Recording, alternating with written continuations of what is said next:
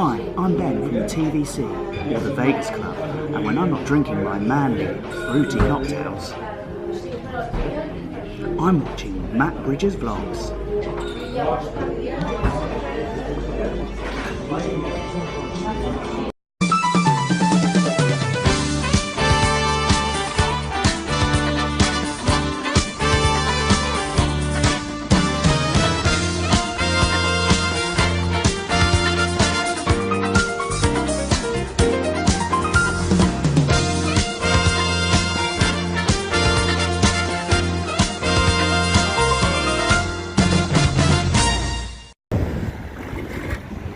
Hello everybody, welcome to the final part of my strip walk. And we finished yesterday by the Cosmopolitan. So we're going to start today. I'm just standing by the Waldorf Astoria now. So I'm going to head down to Nomad and we will take it from there.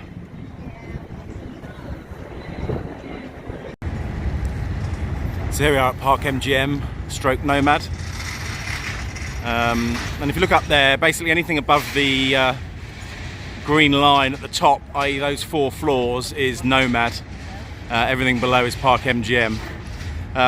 Suzanne and I used to really like Monte Carlo, particularly the pub at Monte Carlo. It did all its own home brews and had a really wicked sort of neon bar, which I'm going to show you on the screen now. So I missed that place. I think that closed in 2016. My thoughts, having stayed here for 3 days now, the casino lacks atmosphere. The machines, well, last night in the high limit room was great. On the whole, I haven't had much luck other than that, really, but that was a whole lot of luck. So you know, I can't really pass comment on it particularly because it's a short period of time. But the Nomad as a hotel, fantastic. I can't say enough positive things about it. The check-in area, the staff are ultra polite. Couldn't do enough for you. The room's fantastic. Room service has been great.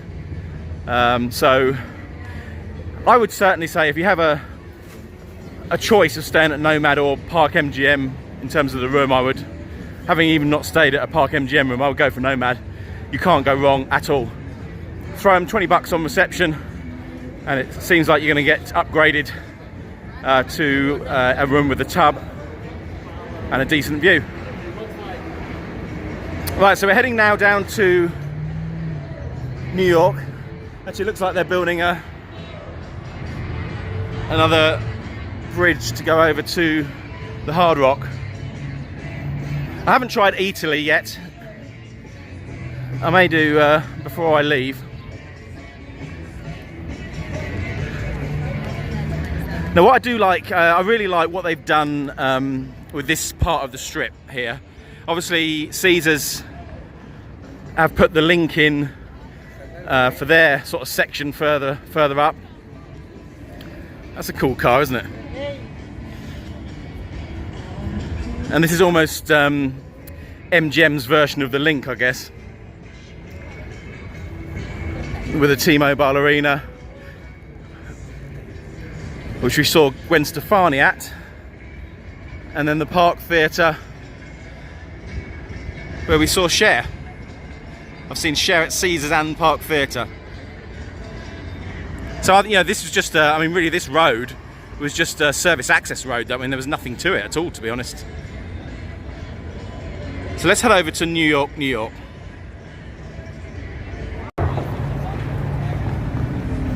So New York, New York, certainly from the outside, and when we get over to Tropicana, I'll show you my favourite view of it, which I pretty much show in every vlog anyway, so you've probably seen it 100 times.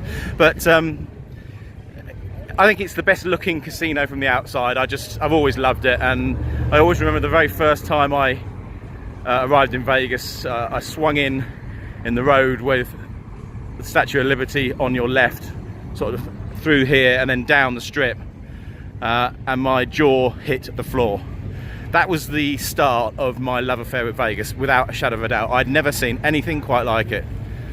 All of this outside with the Brooklyn Bridge, etc., is new, relatively new, because there wasn't really any great sort of pedestrian area here originally, and it certainly improved it. And actually they've got obviously some flight build up here for the fight tomorrow.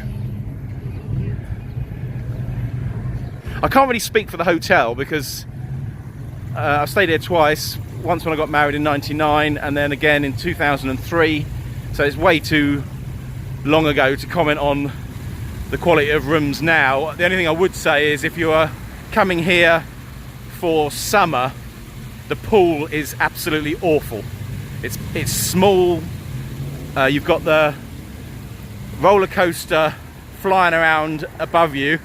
I love the roller coaster, I've ridden it a number of times, so I certainly recommend trying the roller coaster out. But if you want a summer break or a pool season break, this is not the hotel for you, in my opinion. For winter destination, maybe. The only thing I think inside is they've sort of generically made the casino incredibly bland. Originally you had the Big Apple bar, which I used to love. It used to have a huge apple hanging from the ceiling.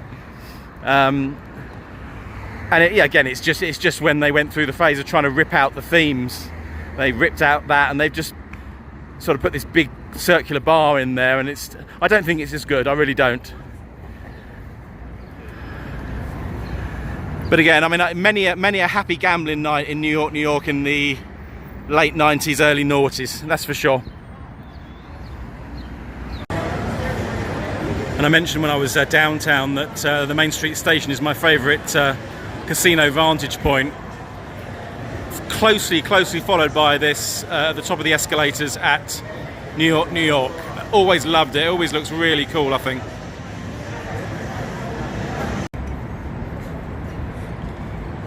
So here we are, just outside New York on the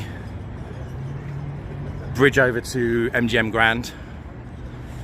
And I have a photo here from, not exactly this angle, but pretty similar, from December 2004. And that would have been when the boardwalk and everything was still there, you know, no city centre. So you can just compare this view with the view then.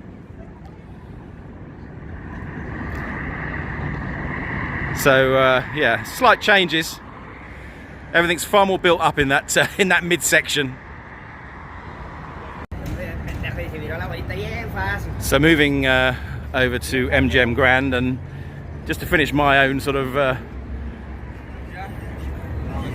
story as such, things started going downhill with things in 2016. We went to the Stardust in May, and then we came back in July and stayed here at the MGM Grand, and it was absolutely bloody awful. If I'm honest, you know, I've never really been particularly paternal. I really haven't.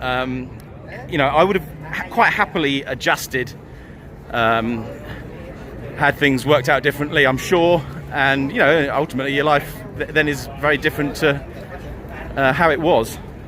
I wasn't keen on doing any IVF type things. I mean, ultimately there's no guarantee of success. You know, the cost of it is ridiculously high. And not to mention you couldn't end up with a number of children, so I wasn't that keen on that, and obviously we disagreed on that, I think, and I think it caused a bit of a wedge. I'm very much of the type of person that sort of says, you know, you live your life based on the cards you're dealt. That's it. You know, you got to be positive. And for me, okay, it was an incredibly upsetting situation. I'm not pretending I understand what it's like to lose a child being a female. You know, don't read things into what I'm saying. But you have to eventually accept the situation and move on. And I just don't think my wife did particularly. And to me, you know, Vegas has ended up being a lifestyle choice for me. I made the conscious decision once we'd split up. I mean, pretty much from July 2006, I was back here for my first ever solo trip in September 2006. And I stayed at Excalibur over the road there. So it pretty much collapsed that quickly. We did have a reconciliation attempt in February 17, but by that time, really, it was all over. And to be honest, I'd sort of decided at that point I didn't ever really want to be in a long-term relationship again. I really had decided, right, you know, I'm happy to live on my own. I'm happy to come here and do my thing. But I guess you just need time to adjust. And as I said, I came here 2006 in September. I then came back 2007 in, what was it? Yeah, May, because I was made redundant from work. I think I mentioned in a previous episode. And I stayed here 3 weeks. I watched the darts at Mandalay Bay over there. I used to have the darts. That's where I met Eric Bristow. And really, you know, I've never looked back from that first solo trip in 2006. I then obviously decided I would like to date again and met Suzanne, and well, I can honestly say 10 years later I have never ever been happier. Never been happier. And actually I get quite a few messages from people who have booked trips to Vegas and then have split up with their partners. I'll probably get even more now. And they always say, you know, should I cancel it or should I come? Solo travel, it takes a certain type of person, I think, to be comfortable with solo travel. You've got to be comfortable in your own skin. That first, I came here for 10 days in September 2006 at Excalibur, and aside from one night where I was sitting in a bar at, I don't know, 3 o'clock in the morning thinking, what the hell are you doing here? One time out of 10 days, bearing in mind it was my first ever solo trip, I think it's quite something. And obviously I was going through a bit of a emotional crisis at the time as well. But I would say to those people that find themselves in that situation, as difficult as it is, and I did sort of wonder whether could I carry on coming to Vegas, or would it always be associated with that relationship? And the fact of the matter is, it absolutely isn't. And now I associate it with both solo trips, the fabulous August holidays Suzanne and I have had over the last 9 years. The trip with Colin, obviously. So much has happened since then, and that's with life in general, right? You know, you're gonna have ups and downs, but you got to plow on ahead. You got to be positive. So yes, as I said, if you're in that situation and you're wondering whether to come solo, do it. You really do find yourself, you know, it's an interesting thing. Anyway, going back to my love of New York from the outside. There you have it. I mean, what can you say? I'd rather the jersey wasn't on her, but anyway, that aside, very, very nice. So we're passing Tropicana. My thoughts on Tropicana. I mean, before it was renovated, that really was a rough property, Tropicana. No. But I think of all the remodels of strip properties, it's one of the smartest. It really is. I mean, inside it really does. I mean, it has a fantastic smell. We stayed in this front tower here, So if you're going to stay there, I would stay at this front tower, because you get some great views of the Strip, and the rooms were lovely. Never had huge amounts of luck in the casino, if I'm honest, but yeah, just make sure you get that front tower. I can't remember the name of it, but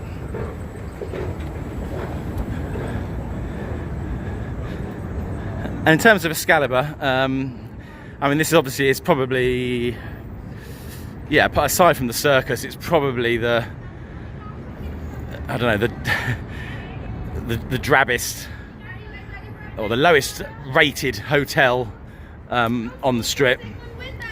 I thoroughly enjoyed staying there for that initial solo trip. I have stayed there prior to that as well in the late 90s. Haven't stayed there recently. Not sure I would, to be honest, because again, you know, if you're going to get comps there, you're going to get comps for Luxor, which, as you know, I've stayed at a number of times. So I would certainly choose Luxor over Excalibur for sure. But I always like the view of the turrets, so I'm just going to show you that quickly before we move on.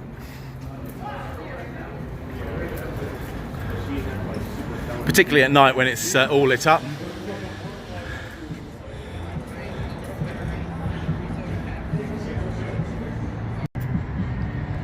And while we're at Excalibur, does anyone remember the dragon show that used to happen here?